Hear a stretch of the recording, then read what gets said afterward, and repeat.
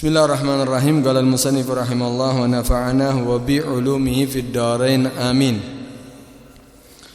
Qala radhiyallahu anhu, hikmah yang berikutnya berkata Al-Habib Abdullah bin Alawi Al-Haddad dalam kitab hikamnya, la yablughul 'abdu haqiqatal iman hatta yajida fi muamalatil haqqi ma yajidu ahlu syahawati fi syahawatihim minal ladzati wal halawah. La yablughul abdu, tidak akan sampai seorang hamba yang beriman haqiqatal iman, hakikat daripada iman, hatta sehingga yajida dia mendapatkan fi muamalatil haqqi, di dalam hubungannya dia dengan Tuhannya. Artinya apa? Taatnya dia kepada Allah Subhanahu wa taala, ma yajidu ahlu syahawati fi syahawatihim, yaitu apa yang mendapatkan ahlu syahawati, pengikut daripada syahwat, orang-orang yang selalu menikmati kehidupan, menikmati syahwat, fi syahawatihim, daripada kenikmatan kesenangan mereka, minal ladzati, daripada kenikmatan wal halawah dan manis. Apa maksudnya? Ibadah itu, taat itu nikmat. Orang ketika melakukan ibadah dan taat itu nikmat. Tapi yang bisa merasakan daripada nikmatnya ibadah itu adalah apa? Orang yang rohnya dan hatinya sehat. Sama dengan syahwat. Orang ketika makan sate nikmat ini. Orang makan gulai nikmat. Orang ketika memakai pakaian yang baru nikmat. Orang yang ketika menikmati makan madu nikmat, manis. Semuanya itu nikmat. Tapi kalau sehat jasmaninya, kalau dia menjadi orang yang sehat, akan bisa menikmati makanan yang nikmat. Sate, gulai, ya, kue-kue, semuanya akan jadi nikmat ketika sehat badannya. Tapi kalau dia dalam keadaan apa? Sakit, dalam keadaan apa? Bukan sehat dia, maka semuanya itu enggak akan terasa nikmat. Rasanya pahit. Sate yang nikmat enggak akan terasa nikmatnya sate. Gulai atau kue-kue, apa kenikmatan apapun, bahkan madu sekalipun yang manis, itu akan terasa apa? Pahit. Kapan? Ketika dia menjadi orang yang sakit. Berarti kalau ketika orang sakit itu, yang seharusnya menikmati makanan yang lezat tapi tidak terasa nikmat, berarti yang harus diobati apa? Badannya, jasmaninya dibuat sehat dulu, baru dia akan merasakan kenikmatan daripada makanan. Yang harus diobati dulu yaitu apa? Semuanya yang merasa sakit dalam tubuhnya diobati, maka semuanya kenikmatan itu akan terasa. Begitu juga ibadah. Ibadah yang kita lakukan, taat yang kita lakukan, qiyamul lail itu nikmat. Berzikir kepada Allah itu nikmat. Kita membaca Al-Quran, nikmat. Semuanya ibadah yang taat yang kita lakukan itu nikmat. Tapi bagi orang yang mempunyai ruh dan hati yang sehat. Tapi kalau sakit ruhnya, tapi kalau sakit hatinya, banyak kotoran-kotoran hatinya, maka pastilah orang tadi itu tidak akan merasakan nikmatnya taat dan ibadah kepada Allah. Malah dia akan merasa berat, malah dia akan merasa malas untuk melakukan ibadah. Berarti yang harus diobati apa? Hati dan rohnya. Kita harus mengobati hati dan rohnya supaya kita bisa merasakan nikmatnya daripada taat kepada Allah, ibadah kepada Allah. Sebagaimana yang dikatakan oleh Imam Busiri dalam burdanya, qad tunkirul ainu daw asyamsi min ramadin wa yunkirul famu ta'mal ma'i min sagami. Qad tunkirul ainu. Kadang-kadang mata ini mengingkari do asyams. Panas cahaya ya, terangnya matahari ini bisa tidak terlihat terang gara-gara apa? Min ramadin, karena sakit matanya. Orang yang lain merasa melihat panasnya matahari, melihat terangnya matahari sehingga membuat semua jadi terang. Tapi orang yang sakit mata nggak akan mendapatkan itu. Dia akan merasa apa? Kok gelap ya? Kok tidak enak ya dilihat ya? Kenapa? Sakit mata kok dia. Wa yunkirul famu ta'mal ma'i min sagami. Dan kadang-kadang mulut ini bisa mengingkari daripada tawarnya rasa air. Air itu kalau diminum kan seger, rasanya tawar. Tapi karena sakit tidak bisa rasanya pahit. Wa yunkirul famu ta'mal ma'i min sagami. Kenapa? Karena sakit dia. Akhirnya apa? Air yang rasanya tawar jadi rasanya apa? Pahit. Bukan salah airnya, bukan pahit airnya, bukan matahari itu tidak bercahaya, tapi karena orangnya sakit. Begitu juga hati kita. Kita nggak akan bisa merasakan nikmat ibadah, nggak akan merasa nikmat daripada qiyamul lail, bangun di tengah malam, berzikir kepada Allah. Nggak akan bisa merasakan nikmatnya baca Al-Quran, nggak akan bisa menikmati daripada untuk apa? Taat kepada Allah. Kalau hati kita dan roh kita sakit. Karena itu berusaha kita harus bisa mengobati daripada hati dan roh kita. Karena itu taat itu nikmat, tapi nggak mungkin akan bisa menikmati kalau apa? Roh dan hatinya sakit. Tapi kalau sehat semuanya akan bisa nikmati. Coba kalau kita bayangkan. Kalau kita bayangkan ada orang yang lapar, ada orang yang haus, kemudian di hadapan dia ada makanan.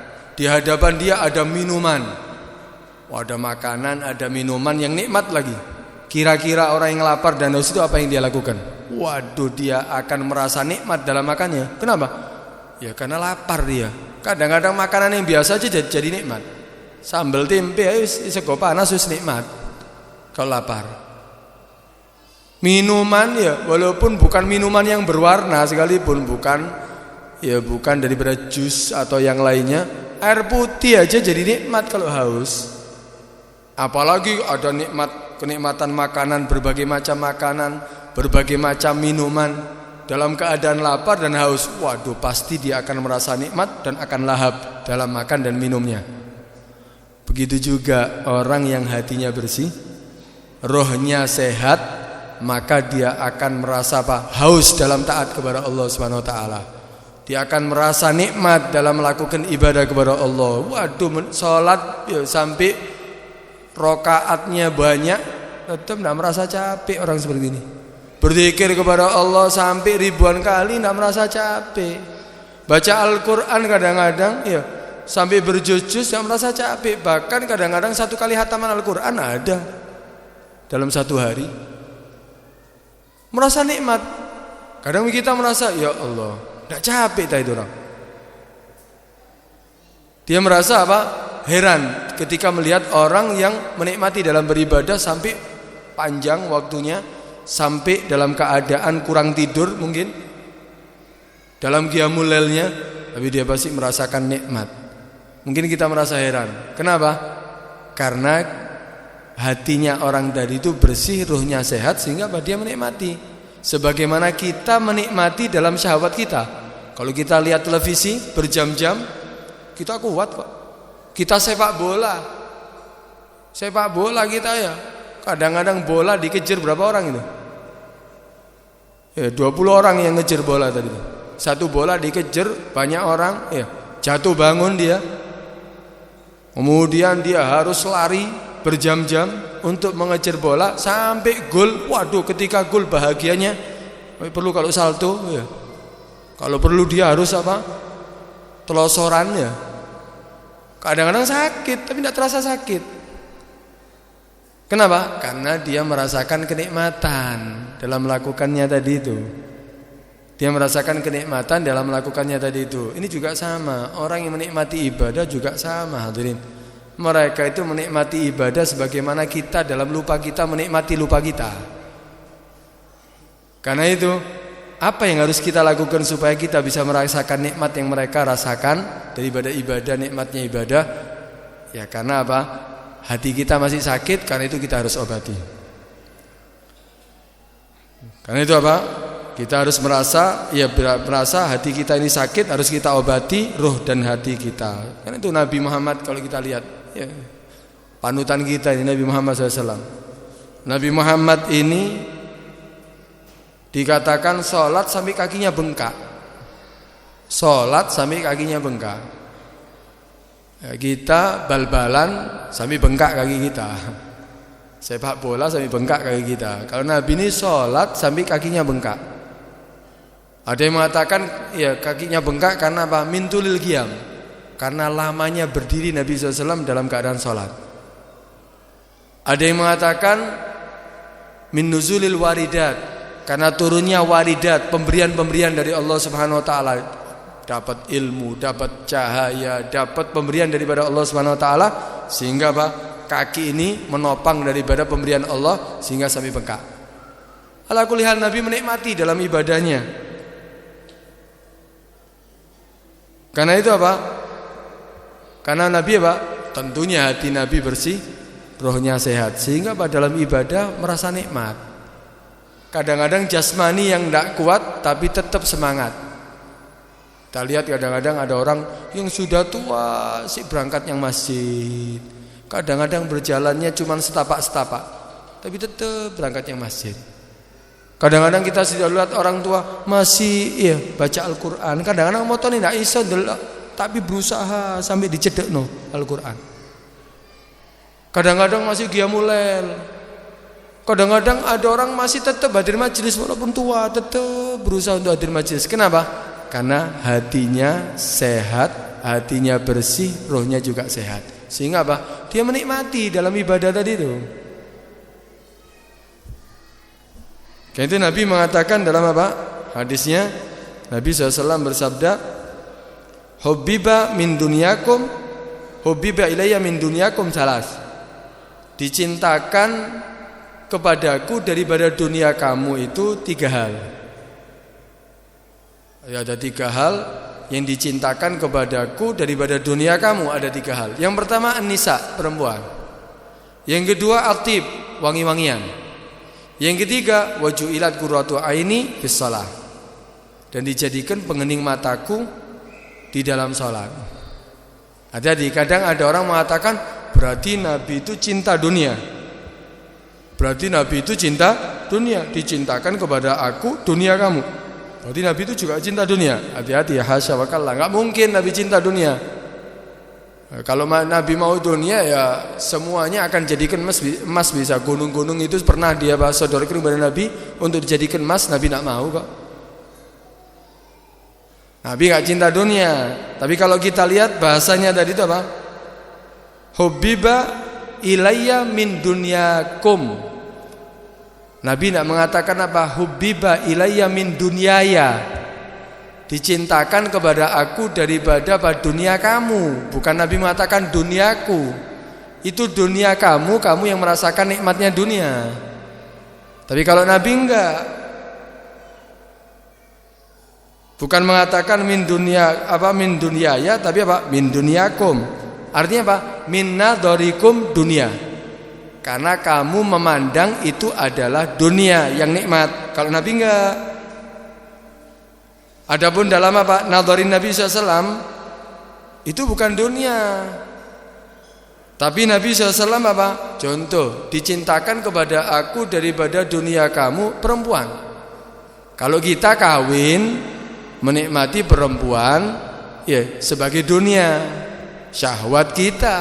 Tapi kalau Nabi kawin dengan perempuan itu bukan seperti kita kawin. Kalau kita kawin kan untuk syahwat dunia, tapi Nabi kawin apa? Untuk ad-din, untuk agama. Untuk agama, Nabi itu kawin untuk agama. Buktinya apa? Nabi, perempuan istri-istrinya Nabi semuanya janda. Cuman satu aja yang perawan. Padahal Nabi kalau mau siapapun perempuan bisa dinikahi. Tapi karena agama, karena ada alasan untuk mengawini seorang perempuan tadi itu. Karena apa? Dakwah Nabi SAW. Wattib. Kalau apa wangi-wangian, kalau kita pakai wangi-wangian itu untuk menampilkan supaya apa? Bau kita wangi, supaya tidak dijauhi sama orang, supaya menutupi daripada bau yang tidak enak daripada kita. Tapi kalau Nabi pakai wangi-wangian itu apa? Taqarrub ilallah. Nabi itu mendekatkan diri kepada Allah. Keringatnya Nabi sudah wangi kok. Itu untuk ngajarkan kita kalau kumpul sama manusia itu yang bersih, pakai wangi-wangian, sunnah hukumnya.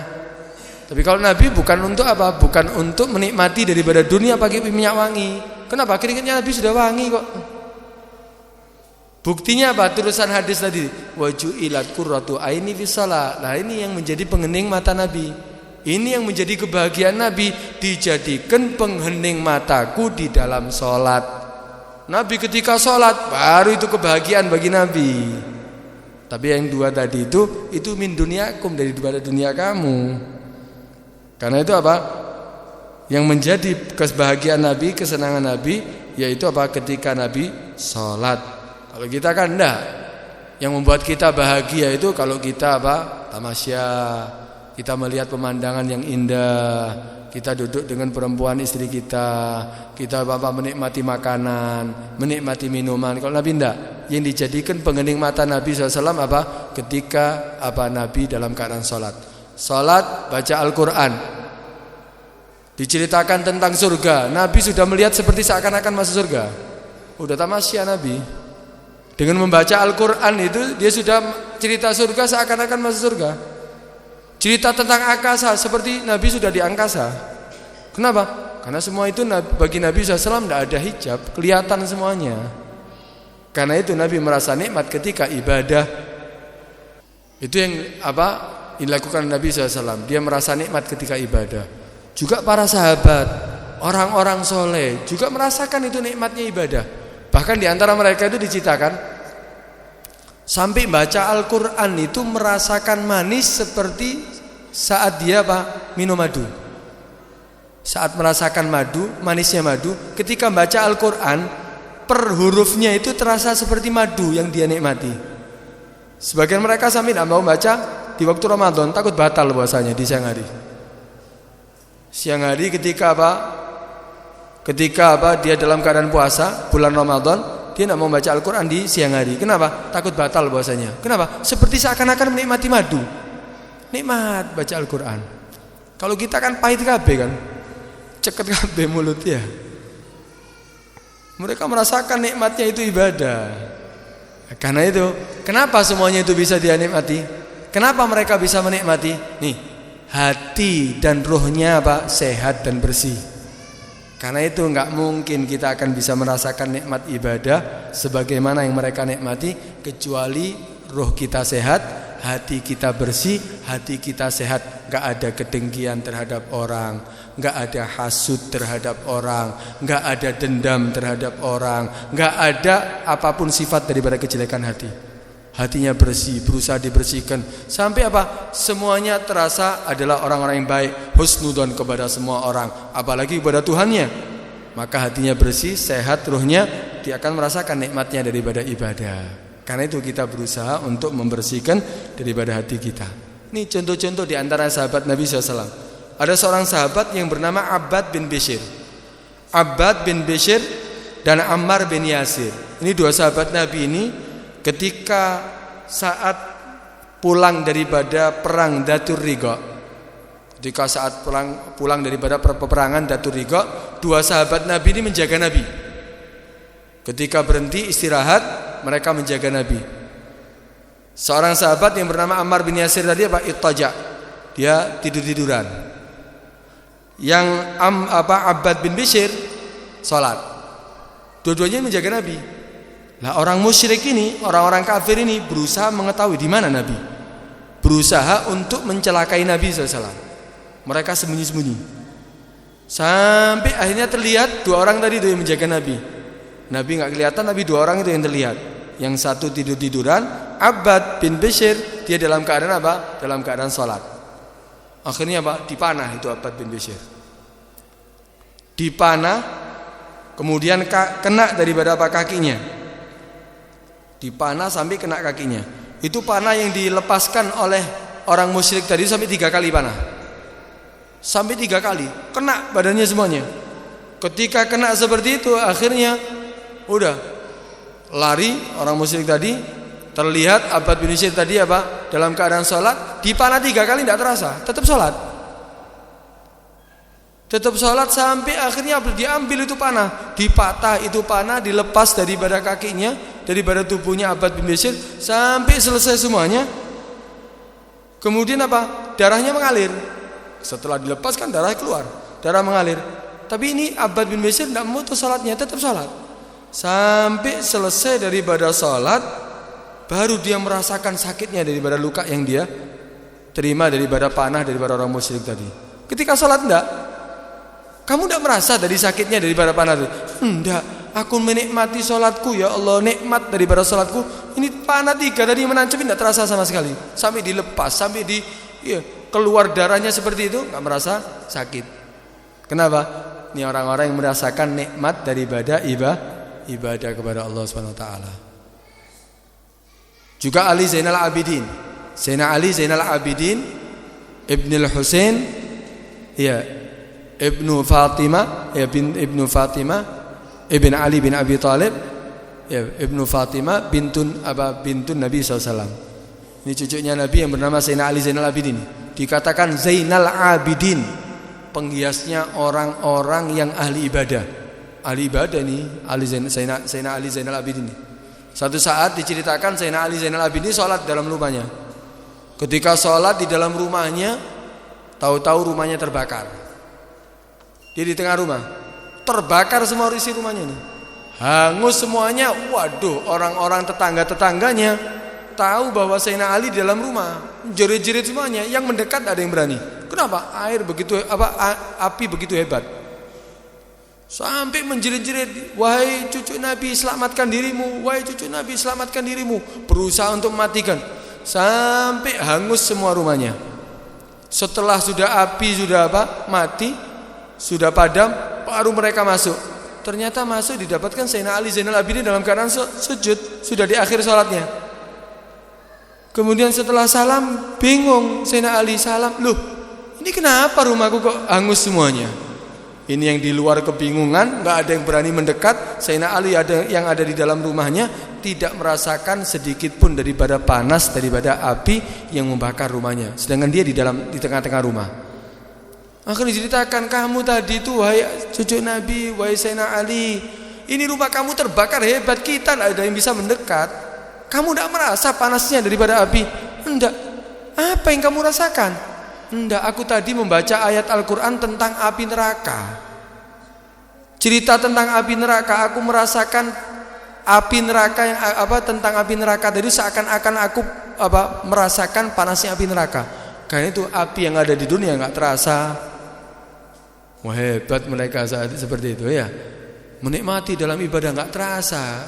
Ya sama seperti kita ya. Sama lali nih ya. Lupa dalam sholat ya, semuanya ingat, yang lainnya ingat semuanya. Ini kalau kita ya kadang-kadang ono laler ae mencrok wis ero kabeh. Cecek tiba tebuk ero iso ya. Nah, ini kalau kita sholat. Tapi kalau mereka enggak, mereka benar-benar menikmati sholatnya, mereka khusyuk dalam sholatnya sampai di sekitarnya enggak terasa mereka. Ini orang-orang hebat mereka ini ya. Juga ada cerita di situ, ada sebagian seperti Urwah bin Zubair. Urwah bin Zubair ini kena penyakit mungkin kena seperti gula gitu ya. Kena kencing manis ya, kena penyakit gula. Dan harus diamputasi. Kalau enggak bisa merambat kepada yang lain kepada anggota tubuh yang lainnya. Udah berusaha untuk dikasih tahu ini harus dipotong supaya kamu bisa masih selamat daripada anggota yang lainnya, masih bisa tetap hidup, tidak sampai merantak kepada yang lainnya. Tetap gak mau dia. Enggak usah dipotong ya, enggak usah. Gak mau dia, gampang ngomong gitu. Akhirnya Akhirnya istrinya ngomong sama mereka, orang-orang yang berusaha untuk mengobatinya. Udah gini aja, kamu gak akan mampu untuk Untuk memaksa dia. Ya dia mungkin merasa juga takut sakit dipotong. Mungkin dulu tidak ada bius ya. Akhirnya apa, kata istrinya gini aja, kamu lakukan nanti potong anggota yang harus dipotong tadi itu ketika dia dalam keadaan sholat. Dia tidak akan merasa apapun. Dia kalau sholat, semua yang di sekitarnya nggak akan tahu dia. Mau rame di rumahnya, mau apapun tidak terdengar dia. Udah ibadah sudah seperti seakan-akan dia sudah terlelap dalam ibadahnya. Akhirnya gitu ya. Setelah ketika dia sholat, akhirnya masuk orang-orang tadi itu dipotong anggota tubuhnya yang dipotong, yang harus dipotong tadi. Setelah selesai dari ibadah sholatnya, dilihat orang-orang ini di depan mereka semua, di depan siapa namanya, Urwah bin Zubair ini. Ada apa kamu di sini? Jangan, tidak usah dipotong sudah. Si Urwah ini menganggap belum dipotong. Tidak usah, gampang sudah, nanti aja. Kapan gitu nanti saya kalau saya sudah siap baru nanti boleh dipotong. Loh, lihat anggota sudah yang harus dipotong sudah dipotong itu. Sudah terpotong itu, dilihat semuanya. Loh, sudah dipotong. Kapan kamu potong? Enggak terasa. Dipotong ya, enggak terasa. Wallahi ma sya'artu bikum. Demi Allah aku enggak merasa kamu melakukan itu semuanya. Hebat ya. Ini orang-orang yang sudah menikmati ibadah ya ketika menikmati ibadah sampai apapun yang dilakukan terhadap dirinya enggak terasa.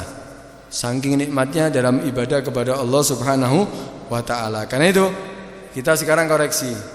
Ya kita koreksi diri. Selama ini kita kan masih belum bisa merasakan ya kenikmatan daripada iman yang kita miliki. Padahal ya kita ini yakin bahwa iman itu adalah kenikmatan Allah yang paling agung. Apa yang lebih besar daripada kenikmatan iman? Nikmatnya iman ini adalah kenikmatan yang paling agung daripada nikmat Allah Subhanahu wa taala. Terus apa yang sudah kamu rasakan daripada nikmatnya iman? Yang kita rasakan daripada kenikmatan iman ini apa sudah yang kita lakukan? Yang sudah kita rasakan ini apa? Belum. Tapi kalau makanan, kita kan masih bisa merasa nikmat ya. Merasakan nikmatnya makanan, minuman kita bisa merasakan. Ya manisnya permen, manisnya madu kita bisa merasakan. Tapi kalau iman belum. Kenapa? Ya karena hati kita masih sakit. Roh kita masih belum sehat. Karena itu harus diobati. Harus selalu diobati hati kita, roh kita harus selalu diobati. Ya, kalau orang sudah menjadi ahlullah, sudah dekat dengan Allah Subhanahu wa taala, dia akan merasakan kenikmatan apa? Ibadah, nikmat dalam beribadah. Seperti apa? Orang yang merasakan kenikmatan main-mainnya tadi itu. Mereka dalam keadaan ya seperti orang yang bermain musik, wah lupa diri, jerit-jerit, loncat-loncat. Kadang-kadang lupa diri sampai pukul-pukul dia. Orang yang main sepak bola lupa udah kenikmatannya, padahal capek, padahal jatuh bangun, padahal tabrakan antara teman-temannya, antara orang yang bertanding tadi itu. Tapi dia tidak merasakan kesakitan semuanya itu, capeknya tidak merasakan. Kenapa? Karena dia menikmati, karena dia merasa senang. Begitu juga kita. Ya kita ini harus Kita ini merasa hati kita masih sakit. Berarti kita masih belum bisa merasakan nikmat. Ayo kita obati daripada hati kita ya supaya kita bisa merasakan nikmat apa yang mereka rasakan daripada nikmatnya ibadah kepada Allah Subhanahu wa taala. Itu Nabi mengatakan Dzaqatul iman man radiya billahi rabba wa bil islami dina wa bi Muhammadin nabiyya. Akan merasakan daripada manisnya iman. Siapa orang yang bisa merasakan manisnya iman? Ada 3. Man radiya billahi rabba, orang yang merasa ridho Allah sebagai Tuhannya. Kita ridho kalau Allah itu sebagai Tuhan kita. Ridho dengan Allah sebagai Tuhan kita husnudzon dengan apapun yang Allah berikan. Kita enggak suudzon kepada Allah. Allah kasih apapun terhadap diri kita. Oh, rezeki kita masih belum lancar, husnudzon sama Allah. Dikasih rezeki 20.000, senyum. Kasih banyak, alhamdulillah. Kasih sehat, alhamdulillah. Kasih sakit, sabar, senyum. Husnudzon dalam apapun yang Allah lakukan kepada kita. Itu baru kita merasa ridho Allah sebagai Tuhan kita. Apapun yang Allah tentukan kepada kita, kita menjadi orang yang ridho. Kemudian wabil islami dina, ridho Islam sebagai agama kita. Berarti melaksanakan ajaran Allah dengan tanpa ada keterpaksaan. Salat tanpa terpaksa, puasa tanpa terpaksa, meninggalkan daripada yang dilarang tanpa ada keterpaksaan, rela agama Islam sebagai agama kita, Islam sebagai agama kita. Apapun daripada ajaran Islam kita laksanakan. Itu berarti apa? Rela kita sebagai Islam, Islam sebagai agama kita.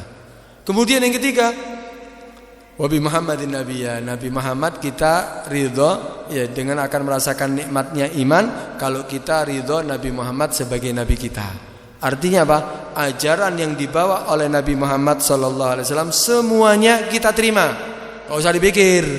Kadang-kadang ini kalau zaman sekarang belum pas ya, mungkin bisa dirubah, mungkin bisa digini. Kalau sudah lama jalil istihad, tidak ada cara untuk istihad, gak boleh kita istihad, kita terima sudah. Itu ajaran Nabi pasti yang terbaik untuk kita. Kita rela menjadikan Nabi Muhammad sebagai utusan Allah. Ya berarti apapun yang dibawa oleh Nabi kita terima. Bukan kita roba-roba, bukan kita pikir, bukan kita kita menjadi orang yang tidak menerima dengan ajaran Nabi, yang gak akan merasakan nikmat daripada iman.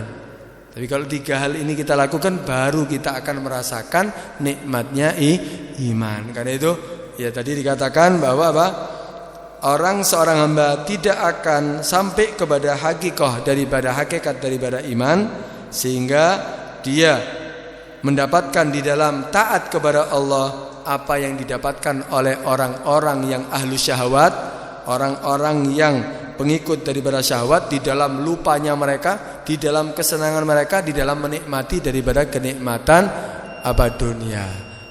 Kalau kita menikmati sebagaimana mereka menikmati dalam lupanya, baru kita akan merasakan nikmat. Dan itu semuanya enggak mungkin kita dapatkan kecuali roh kita sehat, hati kita bersih, dan selalu kita berusaha untuk membersihkannya, baru kita akan bisa menikmati sebagaimana mereka menikmati dalam ibadah kepada Allah Subhanahu wa taala. Coba kita koreksi lagi. Kita bertahun-tahun sampai seumur gini nih, pernah merasakan nikmatnya sholat? Pernah kita merasa nikmat sholat sampai ya Allah, sampai dipanjangkan sholatnya, baca ayatnya dipanjangkan, merasa nikmat, sampai pingin sholat lagi. Pernah merasa baca Al-Quran nikmat, bukan merasa capek, 1 juz kurang, 2 juz kurang, ditutup karena ada yang harus dilakukan, setelah itu bawa lagi Al-Qurannya. Pernah merasakan seperti itu? Berzikir kepada Allah, menikmati dalam berzikirnya, bukan terpaksa loh, bukan capek, kita merasakan nikmat. Sebagaimana kalau kita makan, enak tidak mandek-mandek, tambah lagi.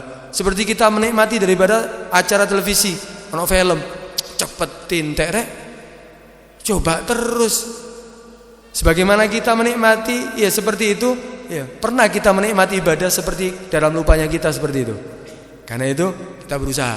Bisa, ya kita bisa menikmati apa yang mereka nikmati, bisa. Tapi kita harus berusaha sehingga Allah akan memberikan dan memudahkan kita untuk bisa sampai seperti mereka.